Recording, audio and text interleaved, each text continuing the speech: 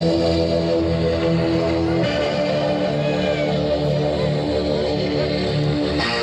हो तुम? कौन हूं मैं? क्या चाहते हो तुम? दिखाओ देव देवी, आज तक मेरी इच्छा नहीं पूछी, लेकिन आज एक शमशान घाट के मुर्दे ने पूछ लिया। तो सुन, मेरी इच्छा है कि इंसानों की खोपड़ियां तीन जमा करूं, कि उनका एक पहाड़ बन जाए, फिर उस पहाड़ की चोटी पर खड़े होकर मैं हंसूं, नाचूं, इतना नाचूं कि खोपड़ियां चूर चूर होकर मिट्टी बन जाए। शमशान घाट के मुर्दाओं, आगे भागे, देखते क्या हो। थोड़ी देर बाद चंद्र ग्रहण आरंभ होगा और मेरी साधना पूर्ण होने की घड़ी आ जाएगी। मैं संसार का सबसे धनवान इंसान बन जाऊंगा। उसके बाद शेषनाग की अमर ज्योति में स्नान करके मैं अमर बन जाऊंगा। अमर। अघोरी की मृत्यु का शब्द किसी के मुंह से बाहर निकलने का अर्थ है उसके शरीर से दम का बाहर निकल जाना हो। बल्कि जब पाप बढ़ जाता है तो वही पापी के सर्वनाश का कारण बन जाता है। चिल्लाओ मत। अघोरी को शमशान घाट का सन्नाटा पसंद है। चंद्र ग्रहण के आरंभ होते ही तुम दोनों जानवरों की तरह रेंगते हुए शेषनाग की मूर्ति के पास आओगे। हम तेरी मौत के समय की तरह यही अकल रहेंगे। एक ही झटके में जिंदा सांपों की खाल खींच लेता हूं मैं। बहुत भयानक मौत मारूंगा तुझे। मौत से हम नहीं डरते, तू डरता है। तू इसीलिए तो तू अमर होना चाहता है। हाँ, मैं अमर होना चाहता हूं। मृत्यु को भी मुझसे डरना होगा। तुम्हारे अंदर इतनी शक्ति नहीं है कि हमें यहाँ से जिंदा शेषनाग के पास ले जाओ। कोई जरूरत नहीं पड़ेगी तुम्हें ले जाने की। तुम खुद शेषनाग के पास चलकर जाओगे।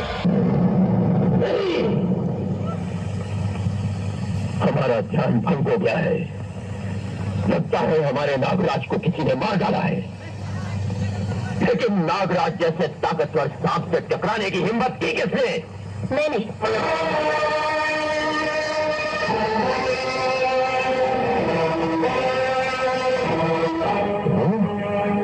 तुम्हारे नाक को मारा है भैरवनाथ।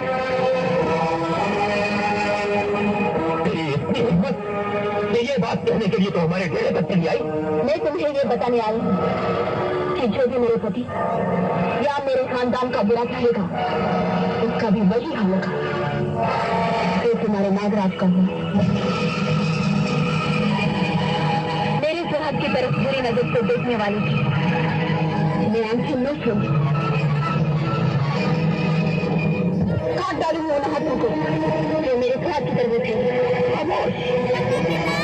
मत भूल के तू एक मामूली नागिन है।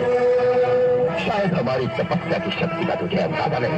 अच्छी तरह से मैं तो तुम्हारी बहुत इज्जत करती थी कि तुम इतने बड़े तांत्रिक और विद्वान हो, मगर आज पता चला कि तुम अपनी शक्ति का गलत इस्तेमाल कर रहे हो। शायद तुम नहीं जानते कि तुम्हारी शक्ति से बड़ी एक और शक्ति वो है सती की शक्ति, पतिव्रता की शक्ति जो यमराज के सिंहासन को भी हिला देती है। पतिव्रता और तू? हाँ, मैं अब उस खानदान की बहू हूँ। खानदान?